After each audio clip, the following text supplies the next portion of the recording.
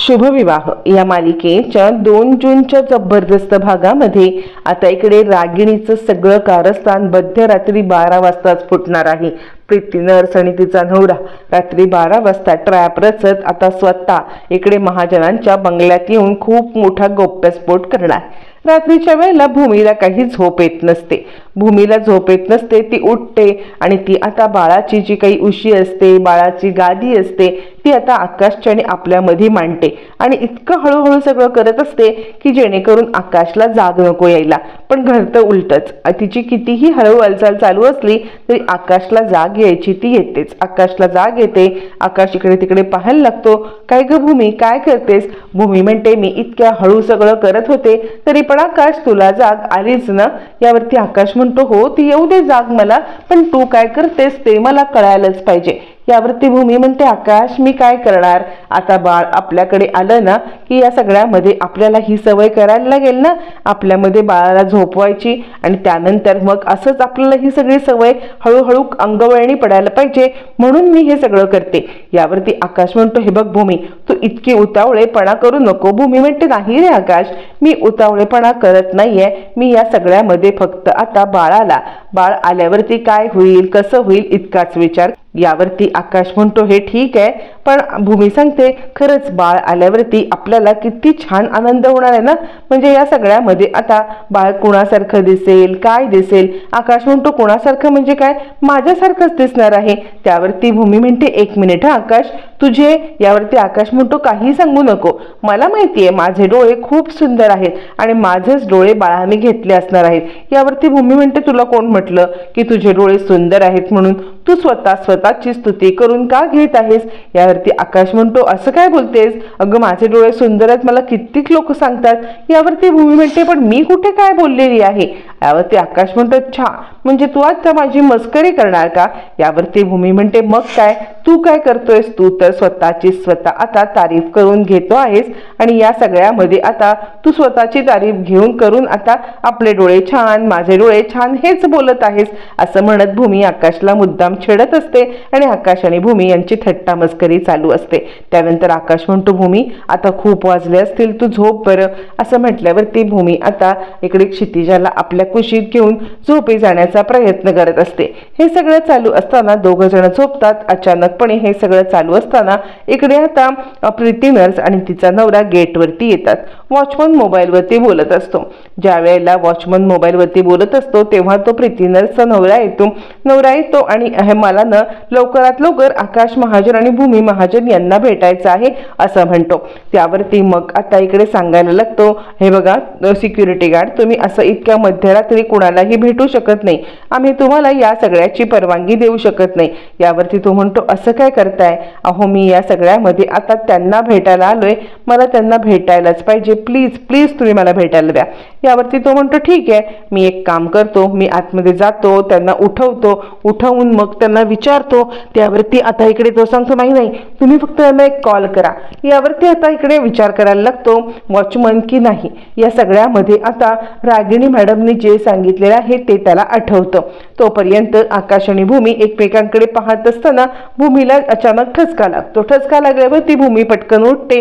आकाश तिला पाणी देतो तर पाणी संपलेलं असतं। आकाश म्हणतो, भूमी अगं पाणी संपलेलं आहे, पटकन जाऊन खालून ते पाणी आणलं पाहिजे। यावरती भूमी म्हणते, चल आकाश, मी सुद्धा तुझ्या सोबत येते, म्हणजे काय होईल माहितीये का, आपण या सगळ्यामध्ये एकत्रितपणे जाऊया आणि तिकडेच जाऊन मी पाणी पिते। असं म्हणत आकाश आणि भूमी पाणी आणण्यासाठी दोघं जण किचन मध्ये सोबत जातात आणि त्यांना माहित नसतं की या सगळ्यामध्ये खाली प्रीती नर्स आणि तिचा नवरा आलाय।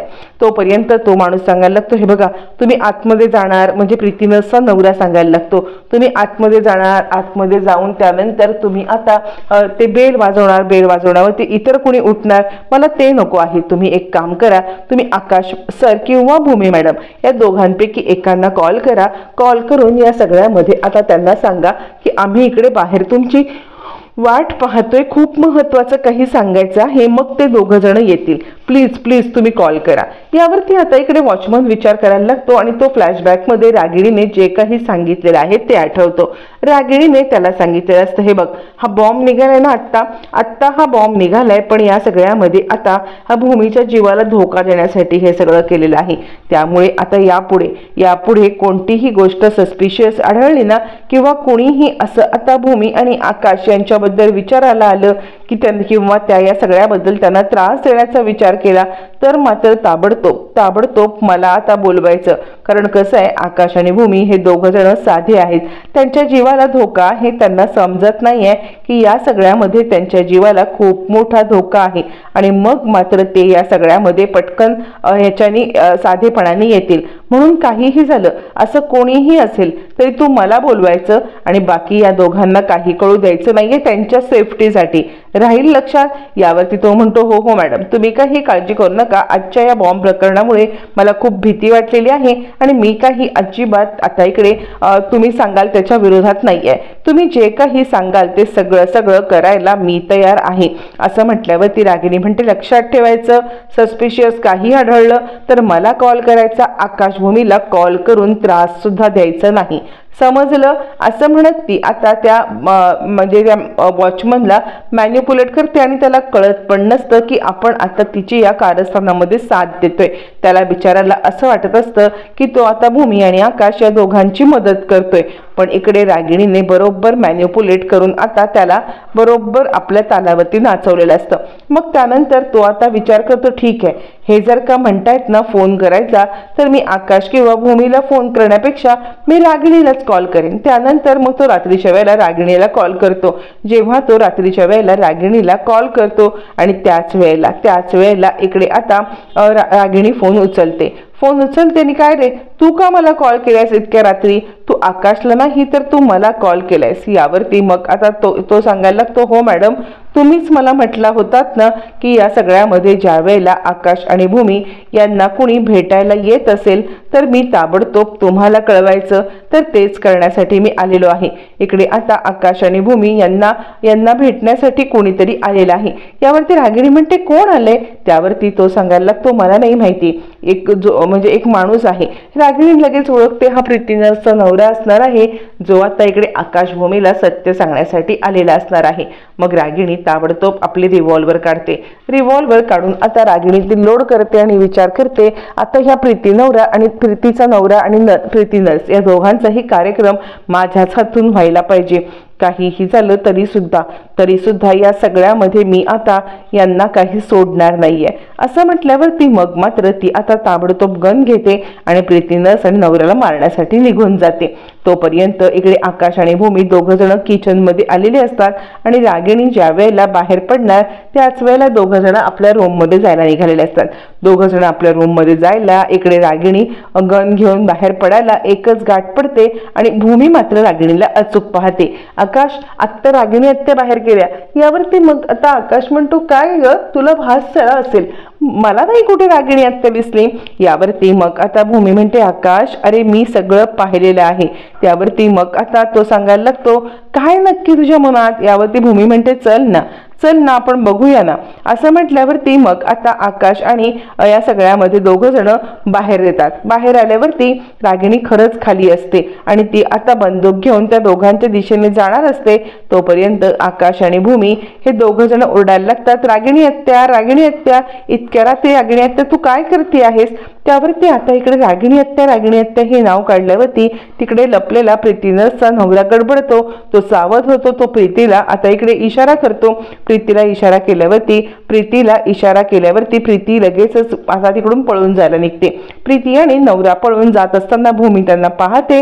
तोपर्यंत आकाश पण पाहतो आणि आकाश रागिणीला आवाज द्यायला लागतो आणि त्याच वेळेला इकडे ते दोघं जण पळून जातात. रागिणीचा डाव फेल होतो. बंदुकीने दोघांना मारण्याचा डाव फेल झाल्यावरती आकाश म्हणतो, कोणीतरी पळून गेलं, मी आत्ताच पाहिलंय, कोणीतरी पळून गेलं. असं म्हणत आकाश आणि भूमी आता लगेचच आता इकडे धावत पळत खाली येतात आणि त्यावेळेला आता इकडे ते नर्स आणि हे पळून गेलेले असतात. मग तोपर्यंत आकाश आणि भूमी इकडे आता सिक्युरिटी गार्डला विचारतात, काय झालं, कुणी आलं होतं का इकडे? यावरती तो म्हणतो की नाही मॅडम, कोणीच नव्हतं. भूमी म्हणते असं कसं म्हणू शकताय तुम्ही? मी आत्ता तर एकूण कुणाला तरी पळून जाताना पाहिलेलं होतं. त्यावरती मग आता तो सांगायला लागतो नाही मॅडम, तुम्हाला काहीतरी गैरसमज झाला असेल, इथे कोणीही नव्हतं. यावरती रागिणी म्हणते अगं भूमी नाही, इथे कोण आहे? मी सुद्धा इथेच उभी आहे ना. यावरती आकाश म्हणतो भूमी अगं जाऊ दे, तुला काहीतरी भास झाला असेल, तुझ्या डोक्यात सतत तेच विचार असतात ना, म्हणून तुला या सगळ्यामध्ये खूप त्रास होतो. असं म्हणत आकाश सुद्धा भूमीला समजावतो. आणि त्यानंतर मग आता इकडे रागिणी सुद्धा वळून वळून पाहत असते. तर आकाश तिला म्हणतो अगं रागिणी आत्या, तू उगाच स्वतःला त्रास करून घेतेस, तसं काही नाहीये, तिकडे कोणी नसणार आहे, चल आपण आज जाऊया. यावरती मग आता इकडे लगेचच रागिणी त्या वॉचमनला म्हणते बरं झालं तू या सगळ्यामध्ये त्यांना काही सांगितलं नाहीस. वॉचमन म्हणतो नाही, तुम्हीच म्हटला होतात ना काहीही गोष्टी असतील त्या गोष्टी फक्त तुम्हाला सांगायच्या, त्यांना सांगायच्या नाही. यावरती रागिणी म्हणते हो, आणि याला एक खूप मोठं कारण आहे. तुला माहितीये का, आत्ता जर का त्या दोघांना तू काही सांगितलं असतंस की अशी ती कोण आलं होतं, असं त्यांना विचारत होतं, तर ते दोघं जण खूपच घाबरले असते आणि मग ते दोघं जण विचार करत बसले असते, रात्रभर झोपले नसते. आणि म्हणून हेच मला नको आहे, त्यांची तब्येत ढासळायला नको आहे. त्यांना कोणीतरी मुद्दाम त्रास देण्याचा प्रयत्न करते, पण जोपर्यंत ही त्यांची रागिणी आत्या खमकी त्यांच्या पाठीशी उभी आहे ना, तोपर्यंत त्यांना कोणी त्रास देऊ शकत नाही. खमकी कसली, दुसऱ्याला खपवायला आली रागिणी आत्या असते ही.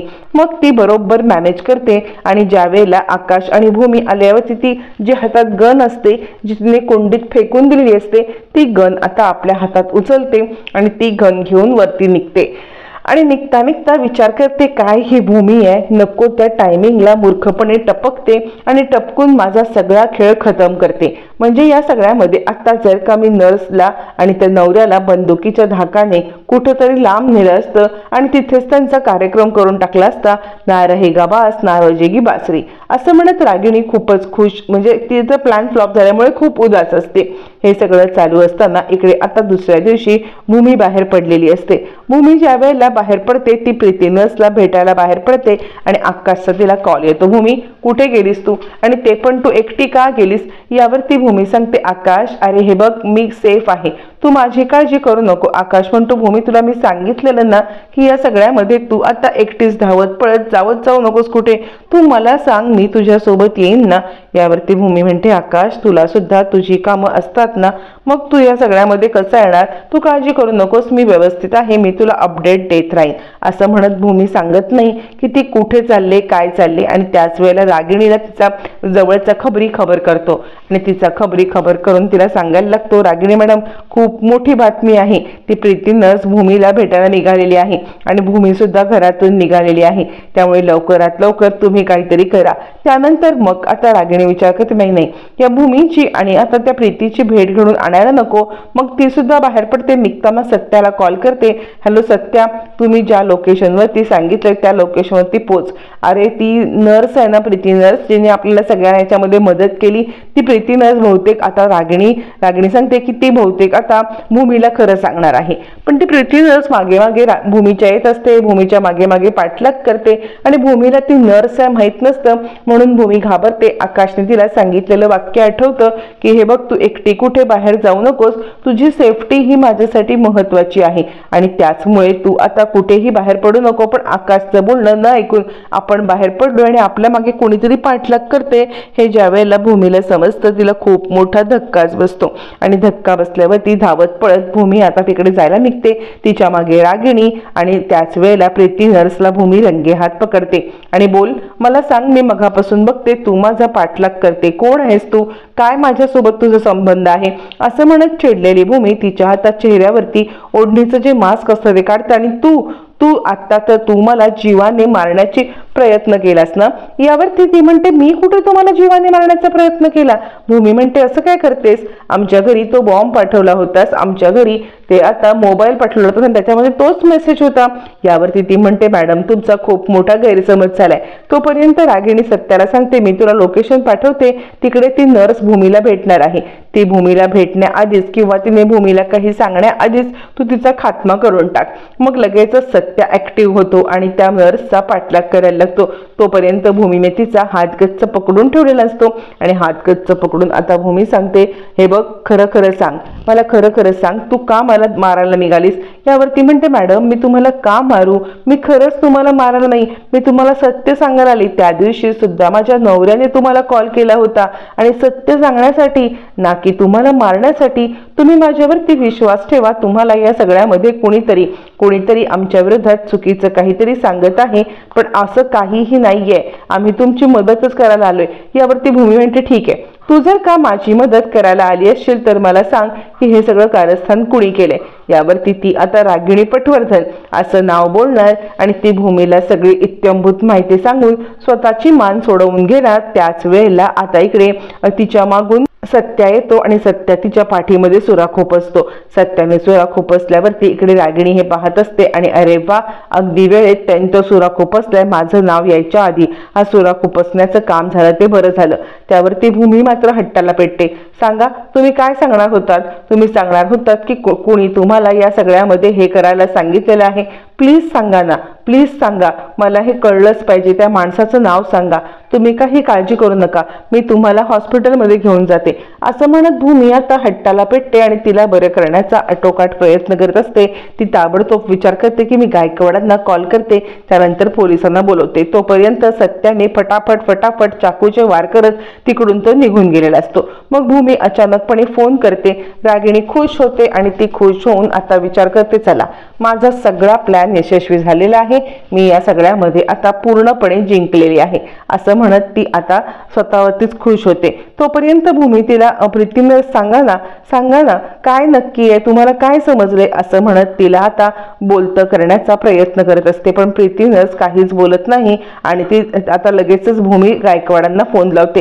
गायकवाडांना फोन लावून ती सांगायला लागते, गायकवाड सर, प्लीज तुम्ही इकडे या. या प्रीतीनसचा खूप मोठा प्रॉब्लेम झालेला आहे. प्रीतीनसला या सगळ्यामध्ये आता खूप त्रास होतोय, तिला कोणीतरी मारण्याचा प्रयत्न केलाय. गायकवाड सांगतात, तुम्ही लाईव्ह लोकेशन पाठवा. लाईव्ह लोकेशन पाठवल्यावरती मी ताबडतोब त्या लोकेशनवरती येतो. असं म्हटल्यावरती आता इकडे ताबडतोब भूमी त्या लाईव्ह लोकेशन पाठवते आणि लाईव्ह लोकेशन पाठवून आता भूमी या सगळ्यामध्ये लगेचच आता पुन्हा तिची डेड बॉडी पाहायला येते. तर डेड बॉडी जागेवरती नसते. कुठे गेली नर्स, असा ती विचार करते आणि इकडे रागिणीने काहीतरी वेगळाच डाव खेळलेला असतो. तोपर्यंत रागिणी फोन करते आणि सांगते, उद्यानं भूमीच्या माथी 2 मोठ्या जबरदस्त खबरी पडणार आहेत. आणि तसंच घडतं. सकाळ नाही उजाडली तोपर्यंत इकडे भूमीला फोन येतो आकाशला की तुमची केस आम्ही घेत नाही. ज्या वकिलांनी केस घेतलेली असते तो वकील ही केस सोडतात आणि त्यानंतर आकाश म्हणतो, काहीच कळत नाहीये की त्यांनी ही केस का सोडली आपली. यावरती भूमी सांगते, रागिणीच्या समोर, तुला माहिती आकाश, रागिणी आत्यांनीच अमोलीला आता इकडे गीतांजली वेदपाठक यांना बघून दिलं होतं. आकाश म्हणतो, काय? यावरती भूमी म्हणते, हो, गीतांजली वेदपाठक यानं रागिणी आत्यांच्याच माहितीतल्या आहेत, असं म्हणत आकाश समोर भूमीने ते पोलखोल केलेले